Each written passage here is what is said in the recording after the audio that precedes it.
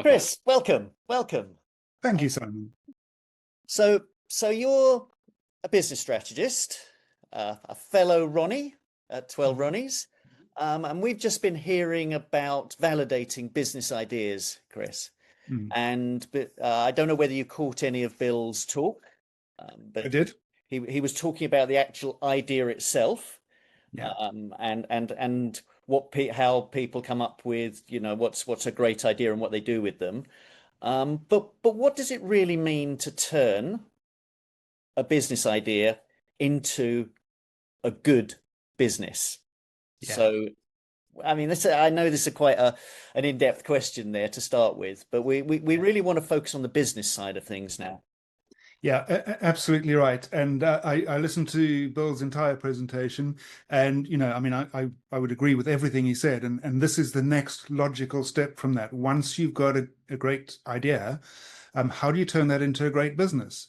The two are not the same thing. And I'm sure we'll all have heard stories about an entrepreneur who thought they had a brilliant idea, and for some reason they never got the traction they want. And you have the proverbial story of the great inventor who dies penniless.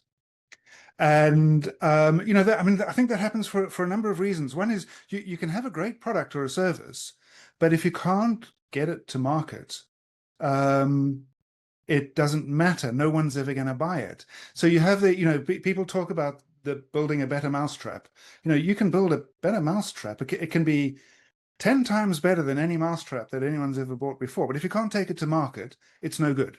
Yeah. Um, and in fact, one of the even more frustrating things is to watch than watching a great inventor die penniless, is to watch a great inventor have someone else take a poor proxy of their idea, often not as good as the original idea, because the second person doesn't have the real insight. They've just copied it, really. But someone else takes that idea and takes it to market and makes an absolute fortune. And you think, the poor entrepreneur who put in all the hard yards at the beginning ended up with nothing, and someone else made out like a bandit.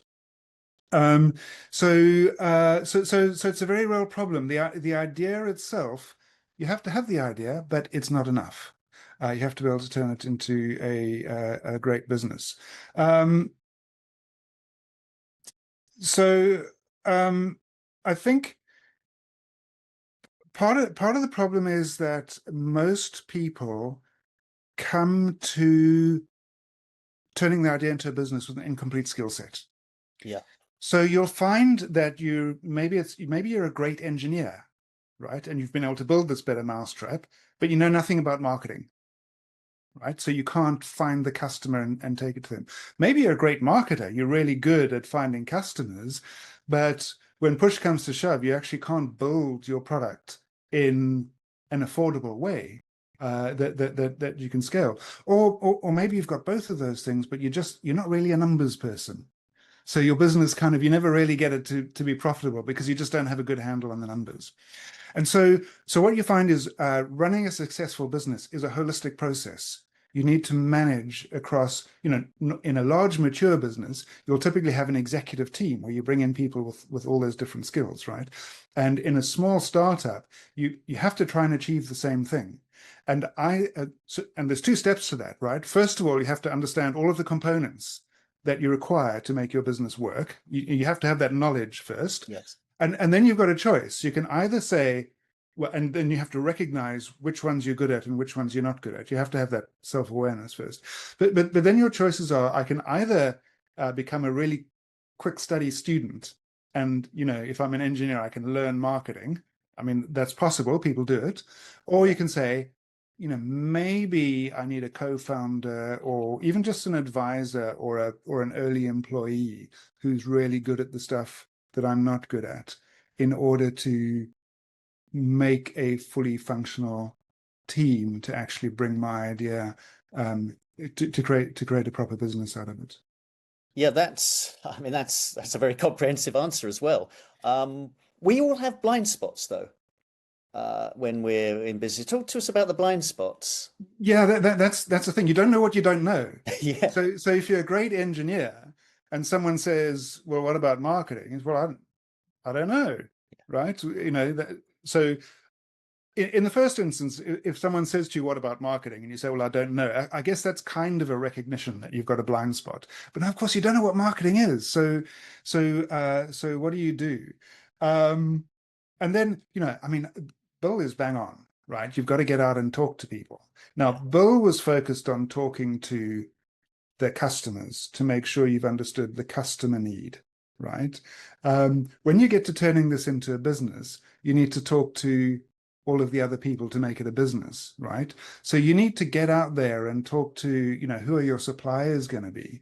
What are your channels to market going to be? How do they work? You need to get out there, let's say you decide I'm going to generate all of my awareness by Google PPC, right?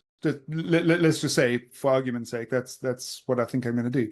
You've got to go and talk to people. How does that work? And you've got to either learn what you can learn, or say, right, I now know I need to bring in a specific kind of person. But until you've had those conversations, you're not even going to know what you're not even going to know what those blind spots are. You're not going to know what kind of solutions you might be appropriate for your business, because every business is different. And until you know the appropriate solutions, you're not going to know whether you need to hire a PPC expert or a social media expert or a supply chain management expert or a manufacturing expert, right? So you have to start having those conversations with more than just your customers to round out the whole business, before you know whether this thing is going to be viable.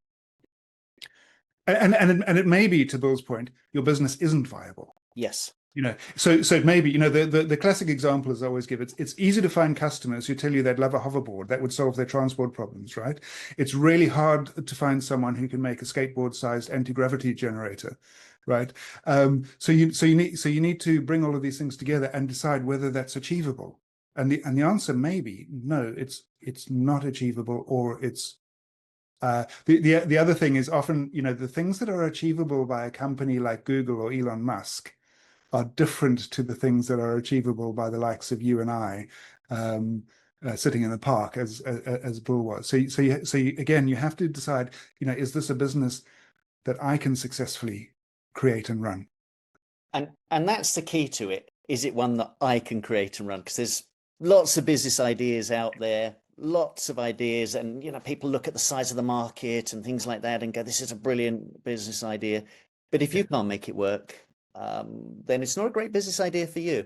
What I wanted to actually say or ask about as well, Chris, is there's these marvelous tools now for entrepreneurs called canvases Yeah. that I love, and I always encourage entrepreneurs to use these: the business model canvas, the lean canvas, the value proposition canvas. They're incredible tools, and they also help you with your blind spots. Yeah. Um, Yeah. do you want to say a little bit about these incredible tools? Yeah, yeah. So I said you need to go out and talk to people to uncover all of your blind spots. But of course, how do you do that? Who do you talk to, and what do you talk to them about? So it's really helpful if you have a framework of the types of questions that you should ask, and that's really what those canvases do.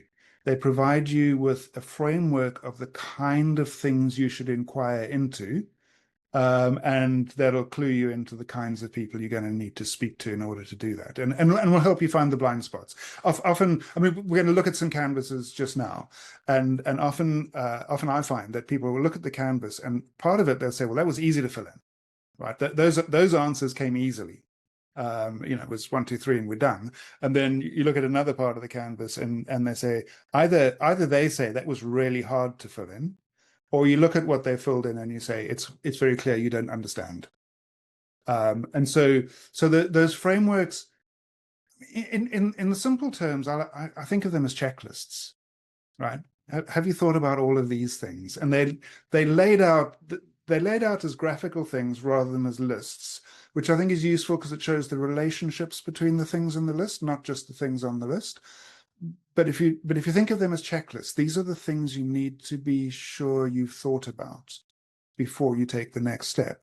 That's a good way of looking at it. I mean, I'm a big fan of the lean canvas myself as a starting point because of its focus on the problem. Yeah, through customer segments. yeah, So I'm a big fan of that. Uh, would you be able to screen share, uh, yeah. Let's and so we can have a look at the canvases, and we can also talk to us about StratNav app within there. Yeah, yeah. So if I'm sharing that, let me just move your lovely face out of the way. Can you now sh see a business model canvas? Yes, I can. Yeah. Okay. So you mentioned the lean canvas, and the lean canvas and the business model canvas are two canvases that come up quite a lot in this space. They're quite closely related to each other. So, for many people have a preference for one or the other, and some people say just use one or the other. I think they both have a role. Now, in some ways they overlap quite strongly, and in other ways they're quite different, and they have different components. And we'll look at those in just a little bit. I think you're right. The lean canvas is slightly better at the earlier stage of the idea, the sort of stuff that Bill was talking about. Yes. The lean canvas is slightly better at that side. And then the business model canvas is slightly better when you come to now how do I turn this into an operating business. We've built both of the canvases into StratNav app, which is the software tool that you're looking at right now. And in fact, we've done it in a way that you can flip, if you like, fairly seamlessly between them. So if you start with a lean canvas to validate your idea, and then you say, right, I'm now ready to progress to the next stage to do my business model canvas, you're not starting again. The tool will automatically carry the relevant parts over, and effectively you're just then adding the additional parts from the business canvas to what was already on the lean canvas rather than starting again. So that saves you a little bit of time, makes it a little bit easier, and allows you to flip between the two. As you kind of thinking and pivoting before you really nail your idea down, before you're ready to proceed, you can happily flip between the two and explore it from both angles. There's three. We always talk about when we're teaching entrepreneurship that there's three aspects to a business idea. Is the idea feasible? Is the idea viable? And is the idea desirable? Desirable Yeah, meaning the customers want it, yeah, and feasible, can it actually be, does it break the laws of physics? It's not yeah. feasible. Viable is very much the business model side of things, I guess, in that aspect. Maybe you could sort of talk a little bit about that and how the business model canvas sort of fits into the viability of the business model. Yeah, yeah. So if you look at the business model canvas, and we've sort of got a blank template laid out here, you'll see, I mean, it's essentially 9 boxes. So you could think of it as a checklist of 9 things. But the way they're laid out is this area here. Hopefully you can see my mouse moving, Yes, I right? can see a mouse. This area here, which is the part that most strongly overlaps with the lean canvas, is the bit about have you got a solution to a customer problem that you can have you got a solution with a market that is Yes. willing to buy that solution, right? So that does that part. Then as you move over to the left hand part over here, it talks about, well, can you actually deliver that solution? So this isn't a hoverboard that you can't, it's a great idea, everyone wants it, but you can't deliver it. And then at the bottom here, you talk about, well, can you do it cost effectively? Because if your solution costs $1,000 per unit to manufacture, and all of your customers have got a $50 problem, then that's not really a viable business, right? Because they're never going to pay what it costs you to manufacture it. And again, that's what I mentioned. Although you can see this as a checklist, there's kind of a relationship between the components here. Yeah, the customer segments, Bill was talking about them earlier, and it's at the end of the day, it's all about customers. And how can you sort of make sure your idea actually meets the specific needs of customer segments here?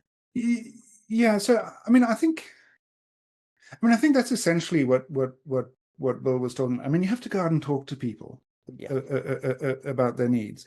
Now, the business model canvas will provide you with a framework. So I would almost always start with the customer segments when filling out a business model canvas. Why they designed it on the right so that you start from the right and work to the left instead of on the left and start to the Yeah, right? Who knows? yeah. But I would typically, in most instances, start on the right-hand side and work your way backwards. So, with a canvas, you're gonna come up with some candidate customer segments, and you're going to come up with a, if you like, a candidate way of serving those customer segments. And then you're going to go out and talk to people. You're going to talk not only to the customer segments, but also to the partners and the people who are going to be able to deliver it to see whether this is viable. They're only candidates. I mean, this is some stuff you've written on a screen. They're candidates. If that turns out to be incorrect, as Bill said, if you start off with an hypothesis that you have a customer with a need that you can solve. If it turns out to be correct, well, then you come back here and you change it. Yes. And you keep going. And one of the important things with customer segments is the value proposition that you put Yeah, forward to each customer segment. And I think that canvas is, while a little bit more technical, people have to yeah, get their heads around it a bit more, yeah. is really vital for your idea. Are you able to show the value proposition? Yeah, I am sure. I mean, we need some customer segments to value. We need some customer segments. Shall we kick off and say, so the way I normally do this, we're going to do like a sort of a live demo. I'm always slightly skeptical of live demoing software because who knows what would go wrong. One thing to have kids running through the background, but when your software crashes, it's a real disaster. But let's hope that's not going to happen. No, I love this tool. I love this tool, particularly the AI part of it as well. I'm big. I know everyone wants to see the AI, so we're going to get to that, right? So when I do the demo, I typically do this. We do the proverbial and hypothetical bike shop, right? So yeah, as you can see, I'm slightly grey in the hair. I'm sick and tired of my job in the city.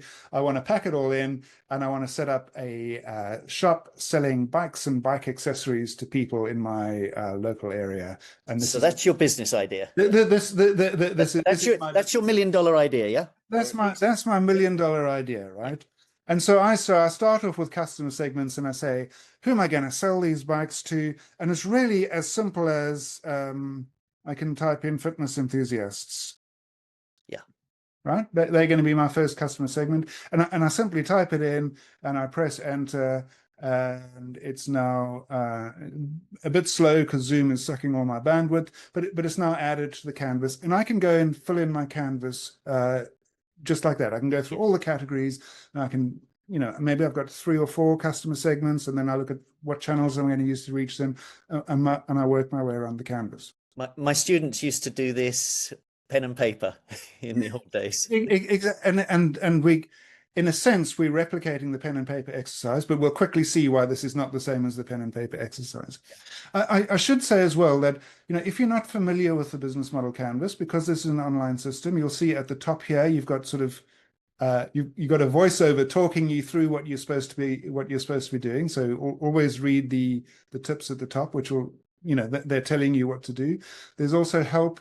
So you can click on about the business model. You'll get plenty of help explaining to you exactly how a business model canvas works, how each of the elements works, and what you're supposed to be doing. And then because we quickly realized that everyone hates reading help, so we trained an AI on it. So if I go to the AI and I type, let me just start a new chat, and I just type in here, what are key activities on the business model canvas. And it'll give me an answer to that question, right? So this is the first advantage of using software over a piece of paper, right? The piece of paper can't talk back. It can't help you. Whereas the tool here, it'll give you chapter and verse, and you can ask it further questions. So you can say, for a bike shop, what might the key activities be? All sorts of things like that. And of course, there's lots of hover over. So if you hover over something, it's going to give you prompts all the time to help you fill out this thing. So if you're not familiar with the business model canvas, don't worry. And there's lots of online information on the business model canvas. It's loads of online, yeah. I love this as a tool for entrepreneurs. So I would really encourage, what you want to do is you want to dive in, right? and try it and learn as you go. But no, I mean, I know, Simon, you want to see, because everyone does, you want to see the AI, right? So I'm sitting there, I want to stop it, I want to launch my bike shop. I don't know what my customer segments are going to be. So I'm going to click that little AI bot there, and the AI is going to go away and think.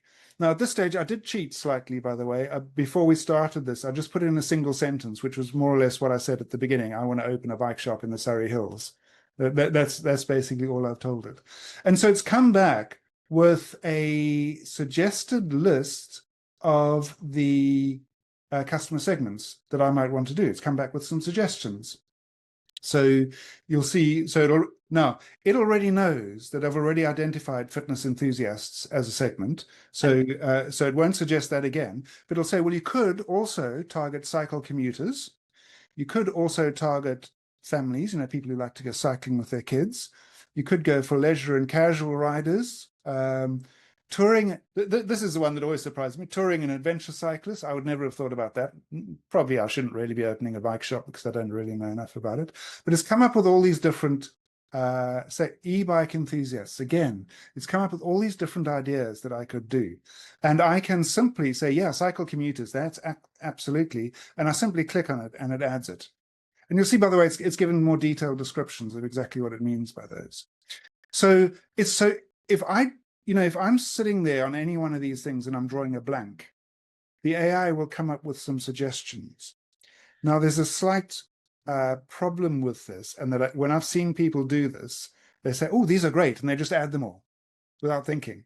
Yeah, I was going to say, Chris, that there's a big problem with this is about an idea that you can execute. This Yeah. is about an idea that's for you, and the software might pull up a customer segment that you really can't interact with. It's not one that is the right customer segment for you. Yeah, so I would say, look, the AI is great at coming up with some suggestions of the kind of things that you could think about. So, for example, if you say, well, I don't really know, what do you mean by customer segments? Oh, there's some examples. I see exactly what you mean. But what you really, in an ideal situation, you really want to look at those and say, well, no, that's not quite right. My idea is really something slightly different. And I would challenge you as an entrepreneur, if you can't, if you do your business model canvas and it's just what the AI says, then I would say it's probably a fairly good clue that you don't really have enough insight. And Yeah. it goes back to the thing that Bill was saying. If you're coming up with the same idea that everyone else is coming up with, if you say the problem is slicing bread, oh, I know, I'll invent a bread knife. That's not going to be $1 million idea. Yeah. So if use the AI to help you understand how to go about thinking about the problem. But if you can't come up with something more insightful than the AI, then you're probably on a slightly sticky wicket. Chris, would it be possible to show, let's say, for the customer segment, I don't know, the cycle commuters, maybe look at the value proposition for them? Yeah, that's right. So again, what's better than a paper is that I can click on this customer segment. I can open it up. It opens up this record behind it. And in the description here, I can capture everything I know. So as I'm out there talking to cycle commuters, I can capture all the information I know. But then it also has more structured things. So it has this customer proposition map. And you would do a customer proposition map for each of your segments. Yeah. And in the customer proposition map, you're going to map out in much more detail the jobs to be done. Remember, Bill was talking about they don't buy your product, they hire your product to do a job for them.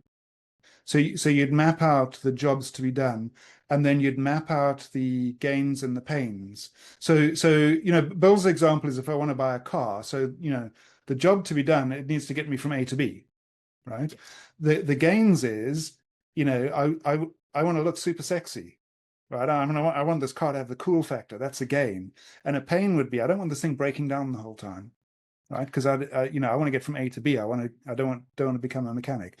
So you start to map all of these things out, and then you map out how your proposition and your products and services address those pains and gains and solve those jobs to be done. And again, you would ideally be able to fill out all of that based on your customer interviews. right? Yes. And all the research that you're doing. If you're stuck and you're looking for what might this look like, again, the AI will do it for you. And the same thing applies, right? If you can't come up with a better answer than the AI, you haven't done your homework. But at least the AI is going to illustrate to you how it would work. Now I'm going to cheat, right? Just because this is a hypothetical example, and I'm going to do the exact thing I tell you not to do, and I'm just going to add all, right? Yeah, but it gives us a picture of what just so a we have a customer picture. proposition map. Right. So it's busy adding them all. That's what a customer proposition map might look like. So these are cycle commuters, right? So they want to get efficiently and reliably to work or school. Then you make sure their bike's in good repair and they want the right gear. They want peace of mind. It's mapped out some suggestions. Again, you want to improve on that, ideally. Chris, would Um, it be possible also briefly, because of the time we've got yeah. here, to briefly look at the other elements of the business model that go towards making something a great idea, $1 million idea? Yeah, so I mean, in very simple terms, you need to have a customer market that has the problem that you can solve, right? Channels, you need to be able to reach them, right? They're not, you're not going to launch your business and all of a sudden they're going to be queuing up outside your door. Maybe for Apple they are, right? But you need a way of reaching these people, making them aware of your product and giving them access. Once you've reached them, you need a way of being able to maintain relationships with them. So, Bill was talking about on his waiting list. You need to have steady communications with them, otherwise they're going to just atrophy and Yeah. wander off. You need a clear value proposition. How is it that you solve their problem? Then you on this side here, which is where it becomes more about the business model, I think, you need to know what are the things that I need to be able to do. So if I'm running a bike shop, I need to be able to service bikes. If I don't know how to service a bike, I either need to learn how to do that or I need to hire someone who can do it. I need to be able to buy bikes, right? I need the skill and capability to buy bikes. I need resources. I need a workshop. I need a shop. Yeah. Right. And I need physical things. I need key partners. I need to build relationships with all the bike wholesalers so that I can buy these buy bikes from the right kind of distributors. And then I need to work out what my costs are going to be. So I need to work out, what's I'm running a bike shop. I'm going to need a shop probably. What's the rent going to be? How many staff do I need to do that? What am I going to have to pay those? What are my sources of revenue? Map all of those out, and they need to be consistent. So, if my key resources said I need a shop, I either need to buy or rent that shop. So the adjacent blocks need to all be consistent with each other. And also, Chris, for any business idea to be a viable business idea, it needs the revenue to exceed the costs, The revenues it's need to not, exceed the cost. or it's Yeah. If not immediately, yeah, then at least yeah, within some to be reasonable period of time. sustainable. Yeah, Yeah. And in this tool, you can actually map out what your costs and your revenues are, and you can map how you think they're going to grow, and it'll actually work out for you whether you're actually ever going to make any money. So it'll help you with that as well. When you click on the customer segments, it shows you that value map. When you click on each the cards in each different block have different kinds of things that it's going to help you do in order to make sure your business model is viable. big ideas, $1 million ideas often involve you having key partners to help you scale Yes. big scalable ideas, Yeah. and that's quite an important part of the canvas, I think, for the more scalable ideas. Yeah, I think there are very few ideas that you can, the sort of so-called cottage industries. There are very few businesses that you can run on a completely standalone basis from your upstairs bedroom. Most of them, you're going to need people to do stuff for you and deliver stuff to you. And even if it's a factory buying raw materials, or if it's a shop buying raw products, or if it's an online business, you need people who are going to provide you with services and software and things like that to make your business work. Absolutely key that you know who those partners would be, that they can deliver to the standard required to deliver your value proposition, and you understand how much they're going to charge you. Otherwise, you end up giving all the value away to someone else. Now, Chris, this is a tool I use as well, and I use with my students because I love the collaboration aspect of the fact that mentors can come in and fill parts in, and other key members can, and everything's in one place about the whole business model. Um, it's so something I use quite a lot. I I was just as we're coming towards the end of our time on the talk here before we're going to take some questions. How can people get hold of I mean, I know they can Google and get a business model canvas, and the canvases are all sort of free, the static ones online.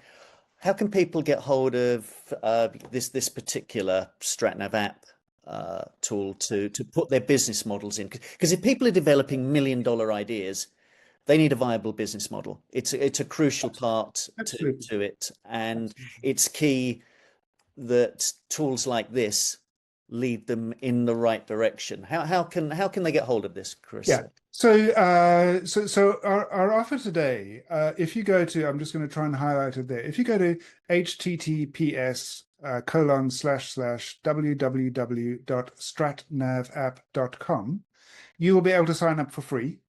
And you will get, for your first month, you will get the full power of our fully paid up platform available to you for free for the first month. That's all the AI involved and stuff. That's got all the AI, everything that you could need to get going. Now, after that first month, it does start to scale back slightly, and unless you want to pay for it. And that's just practically it costs us to run it, so we can't give away too The much. paid version is about £10 a month, isn't it, or something like Yeah, that? there's a permanently free version. There's a £10 a month, and there's a £50 a month, depending on how much capability and power you need. I would argue that for most single founders, for most people trying to start one business, the free version is probably enough until you get to the point, because this platform will take you all the way through until you've launched and scaled your business. The free version is probably enough to get you to that point of launch and where you're starting to make revenue. So that'll be fine. It's only because you're doing it for lots of businesses, which is why you get to the point where you need to pay. But if you're just a founder and you say, I just need a business model canvas that I can share with my founding team or my advisors, the free version will Yeah, almost certainly provide you with more than enough firepower to get yeah. going. It's a wonderful platform. I would certainly recommend it to anybody that wants to build a proper business model from their great idea, their million-dollar idea. Yeah. Chris, thank you so much for showing us this and talking to us about business models and the business model canvas. And we've got time for some questions, so I wonder if we could stop the Yeah, screen sharing now. I Hi. disembodied voice again. Thank you so much, Simon and Chris, for such an interesting presentation. I think we stunned everybody into silence because that was kind of mind blowing for everybody. So I've got one thing that Julie wanted to know, and I was wondering whether it might be a good idea to bring everybody into put their cameras on, and if they want to ask a question in person to do that. Or type in the chat, or type in the chat. Or type in the chat. If you do have a question, then then please do put it in the chat. Um, But I would just first of all, before you ask the question, Chris, I would say to people, questions about the actual business would be a good questions to be asking Chris Fox here. So because we're going from what Bill talked about, which was the idea, to actually now building a business from the idea. So it doesn't just have to be about the business model canvas or about the platform, but about the particular building a business from the idea stage. okay, so the first very basic question, Chris, is please can you spell out the URL, and I will put it in the chat. I have just put it in the chat now. Perfect, thank you. Yeah. Okay, so that's answered one question. Another question, which was really more of a basic question, because I don't think we really covered it in detail at the top. Julie was just wanting to know a bit more about your background and your experience and how you've come to develop this tool. Ah, okay. Interesting question. I mean, my history, I started out life as a software developer. Um, and I got out of software development and into strategy consulting in the late 90s at about the time of the dot-com boom. And this is probably quite relevant, right? At the time of the dot-com boom, um, entrepreneurship was going wild, right? People were launching all sorts of businesses to do all sorts of things. And as a software developer, I found people were coming to me and saying, could you build us a system to do X? And this is exactly what we're talking about, right? I've got this great idea. Could you build me a system to do it, right? So, this can you build me a better mousetrap? And I was sitting there and saying, well, technically, yeah, I can, but is it a good idea? Um, and I mean, I wasn't phrasing it in this way at the time, but essentially, is it a good business idea? And it turns out at the time that most of the time it wasn't, right? So you had a lot of people who built a lot of very expensive websites at the dot-com boom, and then the whole thing crashed when they worked out it just wasn't commercially viable. Right, these businesses they didn't make for good businesses, and they crashed. But that was my transition into strategy consulting, where I got out of the building the software and got into is this a good business? Or how do we make this a good business? Um, and then it kind of came full circle because as a strategy consultant, I was frustrated. As Simon was saying, we started running around with lots of bits of paper. Actually, I was working in corporate environments. It wasn't bits of paper; it was PowerPoint slides. And I just thought this is a really tedious way of working. It has no it's not adding anything to the process. I mean, PowerPoint is basically as dumb as a piece of paper. It's got no idea what you're writing on it. And so I went back to my software development roots and said, there must be a better solution to this. This is my entrepreneurial journey, if you like. There must be a better solution to this. And Simon, you're on mute. Sorry, you've identified a problem, and I've identified a problem. Now, to Bill's point, I identified a problem of which I was a key user.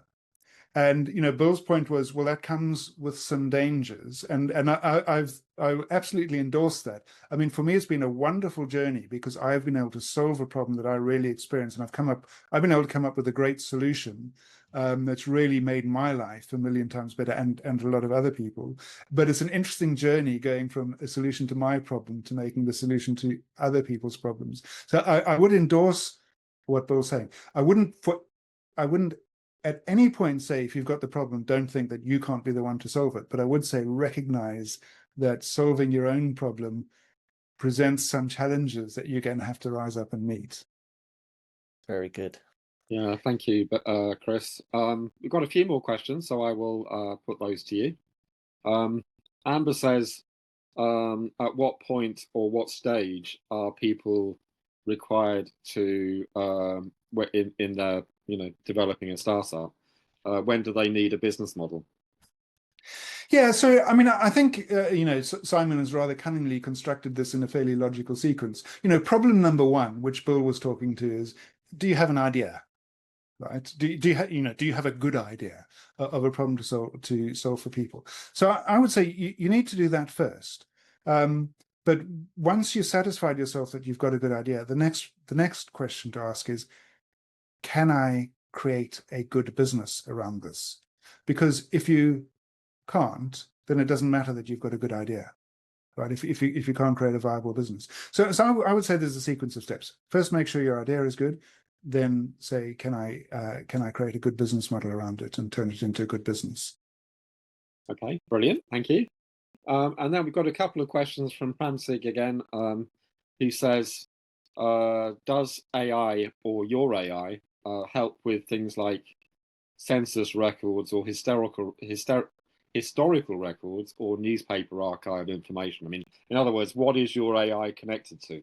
Yeah, so the AI is connected obviously to one of the large language models. It is current, we keep it up to date. It's connected to the latest and greatest trained one, which I think is GPT 4.1, which will have access to information up until I want to say November last year, but I can't remember if that's correct.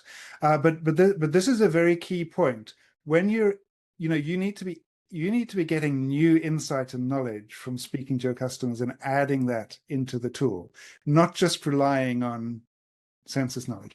That stuff is useful, and the AI will have access to quite a large part of that, most of that, but you're not going to come up with a brilliant idea unless you're bringing in new and novel insight that you've gone out there and collected from your own experience, your own conversations with people. Okay, brilliant. That's great advice. And Ramseg also says, what happens if you want to set up a cottage industry business, in other words, to stay small? Does StratNav help with that as well? Yeah, absolutely. I mean, even if you want to be small, you still, I assume you want to be profitable, or you want to be something, whatever that is, right? And so the tool will help you achieve your goal. For most people, that goal is, I want to be $1 million business or even $1 billion business. If your goal is something else, the tool will still help you to do that. Yes. Well, I mean, the tool is really providing you with the clarity. Right, it's a framework, as I said, a checklist to provide you with the clarity. Do I know how I'm going to do all of these things in a way that's going to help me achieve whatever my goal is? And it's a standard framework in entrepreneurship. Yeah. Yeah. So it's not something that something that's been developed over quite a few years and has been very road tested with lots of businesses. It's tried and tested. Yeah, you're not the first person trying this. Yeah. Yeah. Okay, thank you. Got a couple more questions. One from Gareth, which is quite a technical and detailed question. So hopefully I get this right. And Gareth, please do send me a supplementary question if I don't get this right. Gareth is saying that he's got a great idea for creating a symbolic code from static information regarding human behavior for every individual. And he's got a problem with privacy. And he wants to know how to create a business model for the idea and gain some income to cover the cost of the AI model, so that he can use that to create his behavior code. Right. So that is quite complicated. I don't know whether I've got that right, Gareth. So do you want me to repeat that, Chris? Because it's yeah, no, I'm reading it on the screen here, and I think there are two parts. So the first one is this business legal? Right, and I don't mean legal as in you're illegal and trying to do something criminal, right? But are there rules and regulations that preclude this business? And I think that's that's the point about privacy, and you are going to have to do some research to try and establish that, and possibly you need to get legal advice. If you or study the laws and regulations yourself. I would say as well that even if you come up with the answer that yes, it is legal now, this is a movable feast. You need to consider whether it will continue to be legal for long enough for you to actually make a return on this. Because as we understand the challenges that I think you're getting into more, we might expect that the regulatory and legal frameworks will tighten. So that's the first thing. Once you've established that it's legal and you are permitted to do it, I mean, you could absolutely create a business model. It's not clear to me from the question what your business model would be. So what is it that you'd be selling? Who would you be selling it to? Is it a problem they have? Would they be willing to pay for your solution? I can't answer that question because I don't know what problem that it is that you're trying to solve. But you could definitely, I mean, this is a case I would probably say you're going back to the Bill thing, and I would say when you get into the tool, start with a lean canvas. We didn't show that actually, but we didn't show that. But Chris, we're going to have to wrap up in a second to stick to our schedule. Yeah, we've only got a couple more. That's one more question, but there is a bit of a follow-up from Gareth. He just says that his business needs to have access to people's names and personal numbers, which I guess is a data issue in terms of privacy. Yeah. So I guess anonymized data you can get hold of, but I imagine it's more tricky to get hold of people's real information. Yeah. Okay. Last question, and then we'll wrap up. Ramsey comes back again and says, "Do you cater, or does StratNav cater for people with disabilities? and for people who struggle with communication and with translating their ideas into a format that other people can understand? Great question. So I guess it depends on what specific disabilities we're talking about. So we do try our best to cater to sort of accessibility standards, usability and accessibility standards for software, which I know is a challenge for people, particularly people who may be partially sighted, for example, or unsighted altogether. So we have done our best to build the tool around that.